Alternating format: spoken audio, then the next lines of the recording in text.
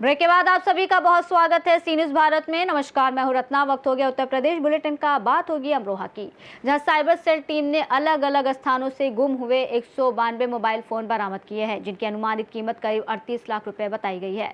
साथ ही बात होगी गोंडा की, जहां गोंडा रेलवे स्टेशन के आउटर पर एक मालगाड़ी का वैगन पटरी से उतर गया। तमाम खबरों पर विस्तार से चर्चा करेंगे। अमरोहा में साइबर अपराध के खिलाफ चलाए जा रहे अभियान में अमरोहा पुलिस को बड़ी सफलता मिली है। साइबर सेल टीम ने अलग अलग स्थानों से गुम हुए 192 मोबाइल फोन बरामद किए हैं, जिनकी अनुमानित कीमत करीब 38 लाख रुपए बताई गई है। पुलिस अधीक्षक लखन सिंह यादव ने बरामद मोबाइल उनके वास्तविक मालिकों को सौंपे। मोबाइल वापस मिलने पर लोगों ने पुलिस और साइबर सेल टीम की सराहना की। एसपी ने बताया कि पुलिस लगातार गुम हुए मोबाइलों की ट्रैकिंग कर बरामदगी कर रही है और लोगों से साइबर ठगी, मोबाइल गुम होने पर तुरंत पुलिस को सूचना देने की अपील की। कितने मोबाइल बरामद किए और कितने रुपए की? जनपद की साइबर सेल टीम ने और जो थानों पर साइबर सेल हमारी तैनात है, इन्होंने central equipment identity register portal के माध्यम से पिछले कुछ टाइम में जो लोगों के फ़ोन गुम हो जाते हैं, खो जाते हैं, उनकी पहचान करके उनको बरामद करने का काम लगातार कर रही थी, जिसके क्रम में 192 फ़ोन 192 फ़ोन जिनकी अनुमानित कीमत करीब 38 लाख रुपया है, इनको बरामद किया है। सभी जो इनके ओनर्स हैं, इनको यहाँ पर बुलाया गया है। इनको पहचान करा के उनको सुपुर्द करने का काम अभी किया जा रहा है। जो सर मोबाइल गुम हुए थे क्या चोरी हुए थे? ये गुम होने वाले मोबाइल होते हैं। चोरी होने वाले मोबाइल की FIR लिखी जाती है और उसके आधार पर अलग उसकी विधिक कार्रवाई होती है। अमरोहा से सी न्यूज़ संवाददाता गौरव श्रीमाली की रिपोर्ट। गोंडा रेलवे स्टेशन के आउटर पर बुधवार को एक मालगाड़ी का वैगन पटरी से उतर गया। 42 डिब्बों वाली ये मालगाड़ी पंजाब से जलपाईगुड़ी जा रही थी, जिसमें गेहूं की बोरियां लदी थीं। हादसा लाइन नंबर 7 पर हुआ। सूचना मिलते ही रेलवे अधिकारी और इंजीनियरिंग टीम मौके पर पहुंची और ट्रैक वैगन का तकनीकी निरीक्षण शुरू किया। रेल प्रशासन हादसे के कारणों की जाँच कर रहा है। घटना में किसी जनहानि की सूचना नहीं है और जल्द ही रेल संचालन सामान्य करने की तैयारी की जा रही है। गोंडा से सी न्यूज़ संवाददाता मुजीब की रिपोर्ट। खबर ललितपुर से है, जहां कोतवाली मड़ावरा से कुछ कदमों की दूरी पर स्थित एक मोबाइल दुकान को चोरों ने निशाना बनाया। चोर ताले तोड़कर दुकान में रखे मोबाइल, लैपटॉप, कीमती सामान और नकदी लेकर फरार हो गए। कस्बे में इस सप्ताह चोरी की ये दूसरी घटना बताई जा रही है, जिससे लोगों में चिंता बढ़ गई है। घटना की जांच के लिए फॉरेंसिक टीम को बुलाया गया है। वहीं थाना परिसर के पास हुई चोरी ने पुलिस की गश्त व्यवस्था पर सवाल खड़े कर दिए हैं।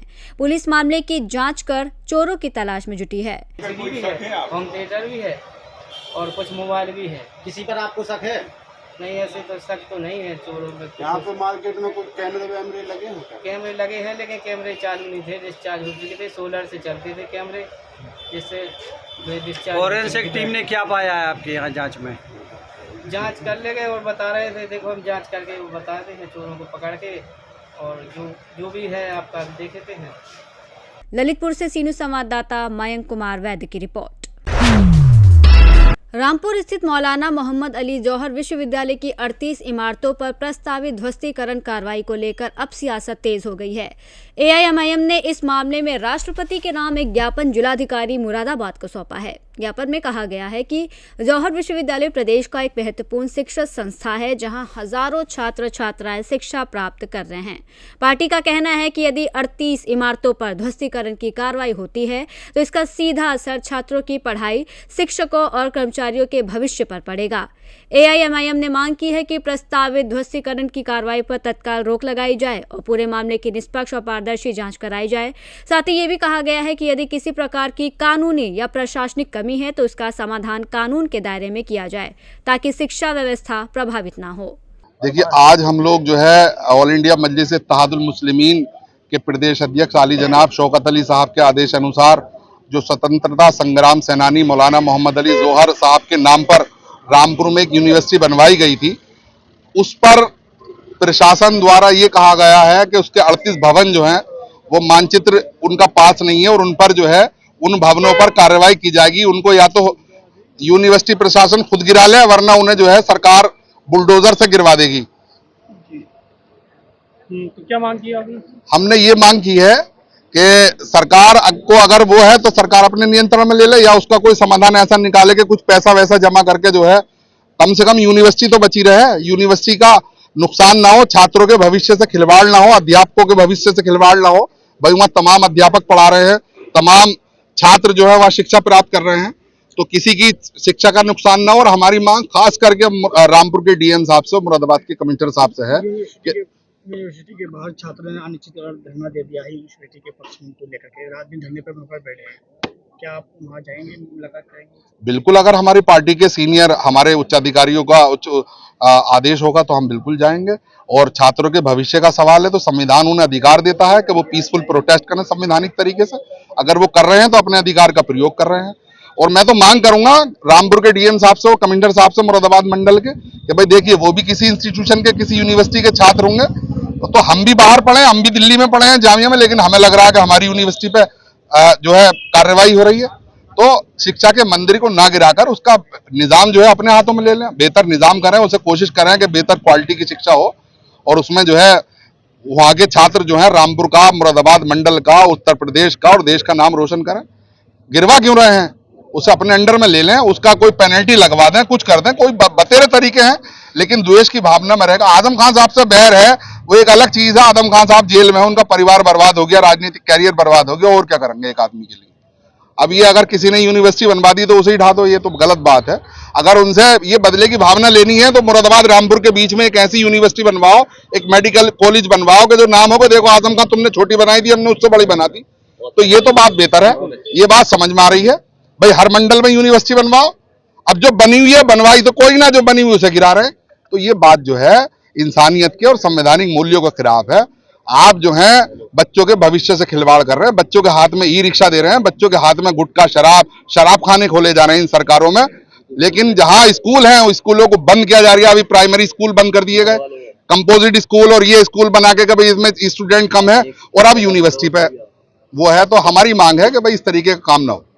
देखिए 25 तारीख को ये जो मैदान है, मुझे लगता है कि ये मैदान छोटा पड़ जाएगा, और इसी का जायज़ा लेने के लिए हम लोग आए हैं। तो हम लोगों ने कोशिश ये की स्टेज को और पीछे किया जाए ताकि ज़्यादा से ज़्यादा इसमें लोग आ सकें। तो अभी हम लोग लगातार बैरिस्टर साहब के प्रोग्राम्स कर रहे हैं। कल सहारनपुर में एक कामयाब जनसभा थी, उसके पहले नजीबाबाद में, उसके पहले बहराइच में, और अब हमारा अगला पड़ाव मुरादाबाद है। इसके बाद इंशाल्लाह रामपुर है, आजमगढ़ है। तो इस तरीके से पूरे उत्तर प्रदेश में 2027 को लेकर के हम लोग तैयारी तो हम पहले से कर रहे थे, हम लोग प्रोग्राम्स कर रहे थे, हमारी टीमें काम कर रही है, चारों जोन में हमारे जोनल प्रेसिडेंट काम कर रहे हैं, मैं पूरे प्रदेश का भ्रमण कर रहा हूँ, छोटे बड़े प्रोग्राम्स कर रहा हूँ। लेकिन अब हम लोगों ने, चूँकि 27 का इलेक्शन करीब है, हमारे राष्ट्रीय अध्यक्ष जी को हम उत्तर प्रदेश में ला रहे हैं और उनके प्रोग्राम्स हो रहे हैं, और उसी क्रम में 25 तारीख को मुरादाबाद में होने जा रहा है। चुनाव को लेकर के क्या रणनीति बनाई चुनाव जाएगी? तो लड़ेंगे। देखिए भाई, रणनीति कोई अपनी डिस्क्लोज नहीं करता, वो हम भी नहीं कर सकते। चुनाव तो को लेकर के सवाल बहुत होते हैं कि गठबंधन किसके साथ होगा। देखिए, मैं आपको बता दूं, हम तो गठबंधन के लिए ओपन है। हमारे राष्ट्रीय अध्यक्ष जी ने कह दिया कि बीजेपी को रोकने के लिए हम गठबंधन को तैयार हैं। अब ये सेकुलर पार्टियों को अपना दिल बड़ा करना पड़ेगा, इनको अहंकार से बाहर आना पड़ेगा, इनकी अपनी मगरूरियत को ख़त्म करना पड़ेगा। अगर नहीं करेंगे तो जैसे बिहार में डूब गया इनका जहाज़, वैसे इंडिया ब्लॉक का जहाज़ यहाँ भी डूब जाएगा। चर्चाएं है कि आपका गठबंधन बीएसपी से हो रहा है। देखिए, चर्चा तो बहुत कुछ होते रहती है, कभी समाजवादी से हो रहा है, कभी बीएसपी से हो रहा है।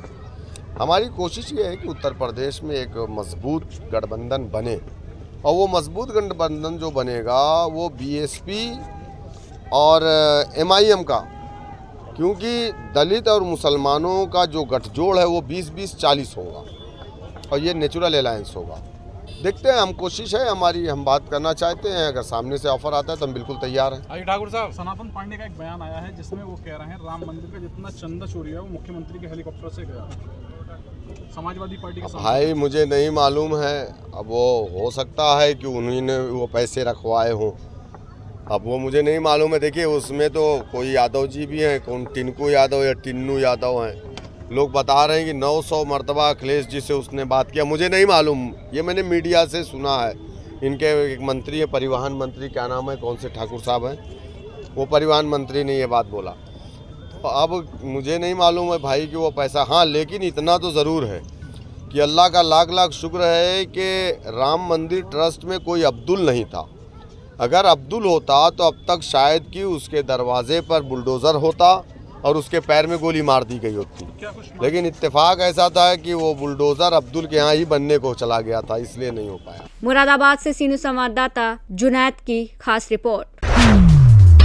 सोनभद्र में राहुल गांधी और अखिलेश यादव की गिरफ्तारी के विरोध में रॉबर्ट्सगंज के स्वर्ण जयंती चौक पर कांग्रेस और सपा कार्यकर्ताओं ने प्रदर्शन किया। कार्यकर्ताओं ने सरकार के खिलाफ नारेबाजी करते हुए विपक्षी नेताओं की रिहाई और केंद्रीय शिक्षा मंत्री धर्मेंद्र प्रधान के इस्तीफे की मांग की। प्रदर्शन को देखते हुए मौके पर भारी पुलिस बल तैनात रहा।